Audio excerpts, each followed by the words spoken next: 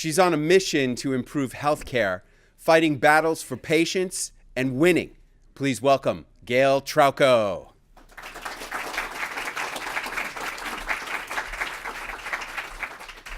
It's January 1975, and I'm sitting at the kitchen table in my grandparents' farmhouse in Foggy Bottom, North Carolina, studying for a chemistry exam. My grandfather comes stumbling into the kitchen, holding his chest in pain. He says, "I need to go to Dr. Corbin's office." I look at my 16-year-old sister and I said, "Can you drive Papa to Dr. Corbin's office so I can study for my exam?"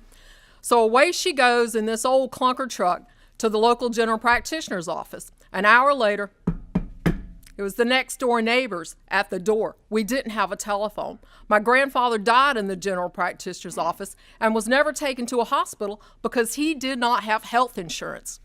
4 months prior, he had fallen out the front door, off the porch, hit a big tree root. He aspirated his lung. I found out some 20 years later when I got a copy of his death certificate how my grandfather died. I always thought he had a heart attack. He never sought emergent care because he didn't have health insurance. Fast forward to 1990. I get a call at 11 a.m. in surgery clinic at Duke University. It's my younger sister. Big Mama just died in the ER. I said, "What do you mean she died in the ER?" "Well, I had to drive her to the hospital because she didn't have health insurance." You know? Little did I know when I was growing up the word health care would become part of my life's mission. I was always told, "Oh, you're the lucky one. You've got the book sense. You make straight A's." Those straight A's earned me a college scholarship and I studied at the Harvard of the South. I always knew I wanted to be a nurse. I was always taking care of the pets or my brothers and sisters or anybody else that showed up that they thought they needed a little bit of care that a high school student could give them. Fast forward January 2018, I get a text message on a Sunday morning at 9:02 a.m. "Y'all take care of Miss Kitty, going to bed." I looked at my cell phone. It was an advocacy patient's wife.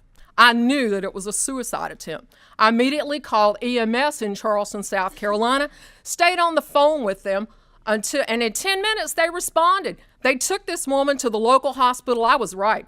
It was a suicide attempt. Looking back at this woman's journey for the last 24 months, I couldn't understand what happened in life that she just wanted to end it. She wanted to go to sleep. She didn't want to live anymore. Her husband was one of my patient advocacy cases for the last 20 months of his life. I got a call from this very nice man one day that said, "I've been told I have stage 4 malignant melanoma. What can you do to help me live longer than 0 to 6 months?" I said, "You know what? I know your oncologist. He's a great guy, but we can add some supportive care measures that may help you have a better quality of life while you're undergoing treatment." Well, he did. Hospice was great to this family while he was alive. Oh, home hospice brought out a hospital bed. They brought out a walker. They brought out a cane.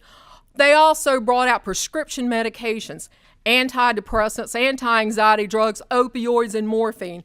Every 7 days, all somebody had to do was make a telephone call. The wife was stockpiling the drugs that the patient wasn't taking. This is what she used to overdose, sitting in the recliner that her husband had spent most of the last of his 20 months of life. How did healthcare fail this family? They failed them on multiple levels. This man had had a mole removed 20 years prior, and the dermatologist says, "Oh, this is nothing." He threw the specimen in the trash. It was malignant melanoma. When it recurred, there was an external tumor in the same place where that original mole was. It was biopsied. He already had 3 brain tumors as well as external disease.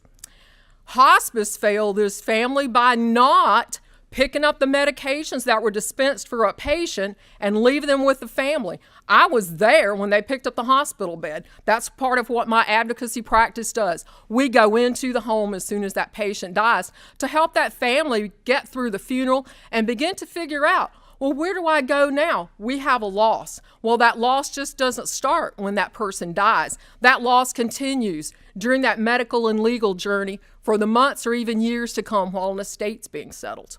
Well, America, I'm here to tell you, opioid crisis is not your crisis. Healthcare is the crisis in America.